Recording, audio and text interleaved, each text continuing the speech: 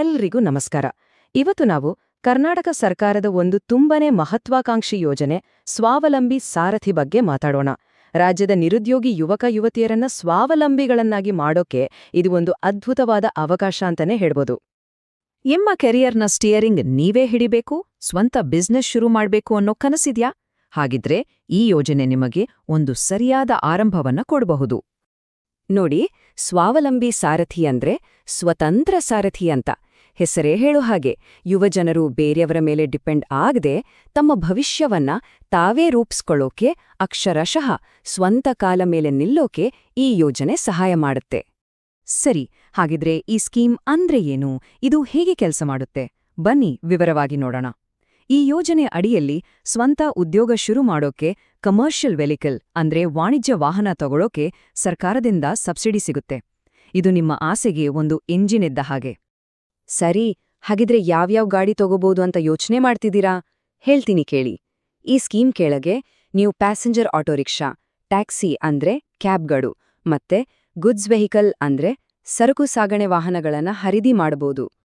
Okay, ಈಗ ಈ ಯೋಜನೆಯ ಲಾಭ ಯಾರಿಗೆಲ್ಲ ಸಿಗತ್ತೆ, ಯಾರೆಲ್ಲ ಇದಕ್ಕೆ ಅಪ್ಲೈ ಮಾಡ್ಬೋದು, ಅದಕ್ಕೆ ಇರೋ ಕಂಡೀಷನ್ಸ್ ಏನು ಅಂತ ಒಂದೊಂದಾಗಿ ನೋಡೋಣ ಬನ್ನಿ. ಅರ್ಹತೆಗಳನ್ನ ಒಂದ್ಸಲ ಚೆಕ್ ಮಾಡ್ಕೊಳ್ಳಿ. ಮೊದಲನೇದಾಗಿ ಅಪ್ಲೈ ಮಾಡೋರು ವಯಸ್ಸು 21ರಿಂದ 45 ವರ್ಷದ ಒಳಗೆ ಇರಬೇಕು. ಅವರು ಕರ್ನಾಟಕದ ಪರ್ಮನೆಂಟ್ ನಿವಾಸಿ ಆಗಿರ್ಬೇಕು. ಅವ್ರ ಹತ್ರ ಲೈಟ್ ಮೋಟಾರ್ ವೆಹಿಕಲ್ ಅಂದ್ರೆ LMV ಡ್ರೈವಿಂಗ್ ಲೈಸೆನ್ಸ್ ಇರಲೇಬೇಕು. ಅತಿ ಮುಖ್ಯವಾಗಿ ಅವರು ನಿರುದ್ಯೋಗಿಯಾಗಿರ್ಬೇಕು ಮತ್ತೆ ಇದೇ ತರಹದ ಬೇರೆ ಸರ್ಕಾರಿ ಸ್ಕೀಮ್ನಿಂದ ಸಬ್ಸಿಡಿ ಪಡೆದಿರಬಾರ್ದು. ಇನ್ನೊಂದು ವಿಷಯ ಅಂದ್ರೆ ಒಂದು ಫ್ಯಾಮಿಲಿಯಿಂದ ಒಗ್ರಿಗೆ ಮಾತ್ರ ಈ ಅವಕಾಶ ಸಿಗೋದು. ಆದ್ರೆ ಇಲ್ಲೊಂದು ಇಂಪಾರ್ಟೆಂಟ್ ಪಾಯಿಂಟ್ ಇದೆ, ಗಮನಿಸಿ. ಅದೇನಂದ್ರೆ ಫ್ಯಾಮಿಲಿ ಇನ್ಕಮ್ ಲಿಮಿಟ್. ನೀವು ಹಳ್ಳಿಯಲ್ಲಿ ವಾಸ ಮಾಡ್ತಿದ್ರೆ ನಿಮ್ಮ ಕುಟುಂಬದ ವಾರ್ಷಿಕ ಆದಾಯ 98,000 ರೂಪಾಯಿಗಿಂತ ಜಾಸ್ತಿ ಇರಬಾರ್ದು. ಅದೇ ನೀವು ನಗರ ಪ್ರದೇಶದವರಾಗಿದ್ರೆ ಈ ಲಿಮಿಟ್ 1,20,000 ರೂಪಾಯಿ. ಈ ಸ್ಕೀಮ್ನಲ್ಲೊಂದು ಸೂಪರ್ ವಿಶೇಷತೆ ಇದೆ ಗೊತ್ತಾ? ಸೆಲೆಕ್ಷನ್ ಪ್ರಾಸೆಸ್ನಲ್ಲಿ ಮಹಿಳೆಯರಿಗೆ ಮತ್ತೆ ತೃತೀಯ ಲಿಂಗಿ ಅರ್ಜಿದಾರರಿಗೆ ಪ್ರಯಾರಿಟಿ ಕೊಡ್ತಾರೆ. ಇದು ನಿಜಕ್ಕೂ ಒಂದು ಒಳ್ಳೆಯ ಹೆಜ್ಜೆ. ಓಕೆ, ಈಗ ಎಲ್ರೂ ಕಾಯ್ತಿರೋ ವಿಷಯಕ್ಕೆ ಬರೋಣ. ದುಡ್ಡಿನ ವಿಚಾರ ಅಂದರೆ ಸಬ್ಸಿಡಿ. ನಿಮ್ಮ ಕನಸಿನ ಗಾಡಿಗೆ ಸರ್ಕಾರ ಹೇಗೆ ಫೈನಾನ್ಷಿಯಲ್ ಕೋ ಪೈಲಟ್ ಆಗಿ ಸಹಾಯ ಮಾಡುತ್ತೆ ಅನ್ನೋದನ್ನ ನೋಡೋಣ. ಮೊದಲು ಪರಿಶಿಷ್ಟ ಜಾತಿ ಮತ್ತು ಪರಿಶಿಷ್ಟ ಪಂಗಡದ ಅಂದ್ರೆ SC ಮತ್ತು ST ಸಮುದಾಯದವರಿಗೆ ಎಷ್ಟು ಸಬ್ಸಿಡಿ ಸಿಗುತ್ತೆ ಅಂತ ನೋಡೋಣ. ಎಷ್ಟೋ ಗೊತ್ತಾ? ಬರೋಬರಿ 75%. ಹೌದು, ನೀವ್ ತಗೊಳ್ಳೋ ಗಾಡಿಯ ಒಟ್ಟು ಬೆಲೆ ಮೇಲೆ 75% ಸಬ್ಸಿಡಿ ಸಿಗುತ್ತೆ. ಇದು ನಿಜಕ್ಕೂ ಒಂದು ದೊಡ್ಡ ಸಪೋರ್ಟ್. ಈ ಸಬ್ಸಿಡಿಯ ಗರಿಷ್ಠ ಮಿತಿ ಬಂದು 4 ಲಕ್ಷ ರೂಪಾಯಿ. ಅಂದ್ರೆ ವಾಹನದ ಬೆಲೆಯ 75% ಅಥವಾ 4 ಲಕ್ಷ ರೂಪಾಯಿ. ಇದರಲ್ಲಿ ಯಾವುದು ಕಡಿಮೆ ಇರುತ್ತೋ ಅಷ್ಟು ಸಹಾಯಧನ ನಿಮಗೆ ಸಿಗುತ್ತೆ.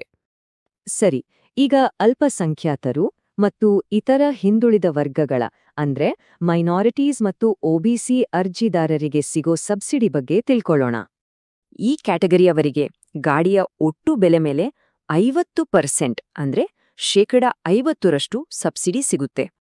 ಹಾಗೆಯೇ ಇದರ ಗರಿಷ್ಠ ಮಿತಿ 3 ಲಕ್ಷ ರೂಪಾಯಿ ಇರುತ್ತೆ. ಇದೂ ಕೂಡ ಒಂದು ದೊಡ್ಡ ಮೊತ್ತವೇ ಸರಿ. ಸರಿ, ಸ್ಕೀಮ್ ಬಗ್ಗೆ ಎಲ್ಲ ಗೊತ್ತಾಯ್ತು, ಸಬ್ಸಿಡಿ ಡೀಟೇಲ್ಸ್ ಕೂಡ ಗೊತ್ತಾಯ್ತು. ಈಗ ಇದಕ್ಕೆ ಅಪ್ಲೈ ಮಾಡೋದು ಹೇಗೆ? ಬನ್ನಿ ಆ ಸ್ಟೆಪ್ಸ್ ನೋಡೋಣ. ನಿಮ್ಮ ಅಪ್ಲಿಕೇಶನ್ ಜರ್ನಿಗೆ ಇಲ್ಲಿದೆ ರೋಡ್ ಮ್ಯಾಪ್. ಪ್ರಾಸೆಸ್ ತುಂಬಾನೇ ಸಿಂಪಲ್ ಆಗಿದೆ. 3 ಸ್ಟೆಪ್ಸ್. ಮೊದಲನೇ ಸ್ಟೆಪ್, ಬೇಕಾಗಿರೋ ಎಲ್ಲಾ ಡಾಕ್ಯುಮೆಂಟ್ಸ್ಗಳನ್ನ ರೆಡಿ ಮಾಡಿ ಇಟ್ಕೊಳ್ಳಿ. 2ನೇ ಸ್ಟೆಪ್, ಸರ್ಕಾರದ ಅಧಿಕೃತ ಸೇವಾ ಸಿಂಧು ಪೋರ್ಟಲ್ಗೆ ಹೋಗಿ. 3ನೇ ಸ್ಟೆಪ್, ಅಲ್ಲಿರೋ ಆನ್ಲೈನ್ ಅಪ್ಲಿಕೇಶನ್ ಫಾರ್ಮ್ ತುಂಬಿ ಸಬ್ಮಿಟ್ ಮಾಡಿ. ಅಷ್ಟೇ. ಈ ಡಾಕ್ಯುಮೆಂಟ್ಸ್ ಎಲ್ಲ ರೆಡಿ ಮಾಡ್ಕೊಳ್ಳಿ. ಜಾತಿ ಪ್ರಮಾಣಪತ್ರ, ಆದಾಯ ಪ್ರಮಾಣಪತ್ರ, ಅಡ್ರೆಸ್ ಪ್ರೂಫ್ಗಾಗಿ ಆಧಾರ್ ಅಥವಾ voter ID, LMV driving licence, passport size photo, ನೀವು ನಿರುದ್ಯೋಗಿ ಅಂತ ಒಂದು ಸೆಲ್ಫ್ ಡಿಕ್ಲರೇಷನ್ ಮತ್ತೆ ಆಧಾರ್ ಲಿಂಕ್ ಆಗಿರೋ ಬ್ಯಾಂಕ್ ಅಕೌಂಟ್ ಡೀಟೇಲ್ಸ್. ಇಲ್ಲಿ ನಿಮ್ಗೊಂದು ಪ್ರೋ ಟಿಪ್.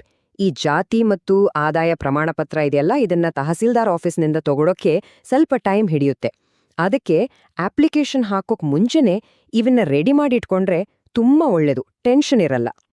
ಸರಿ, ದುಡ್ಡು ಸಿಕ್ತು, ಗಾಡಿ ತಗೊಂಡ್ರಿ, ಆದ್ರೆ ಅದಾದ್ಮೇಲೆ ಏನ್ ಕತೆ?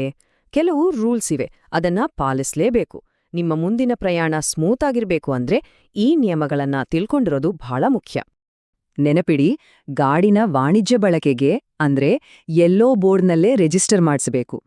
ಬ್ಯಾಂಕ್ ಲೋನ್ ತೀರಿಸೋವರೆಗೂ ಗಾಡಿನ ಮಾರೋ ಹಾಗಿಲ್ಲ.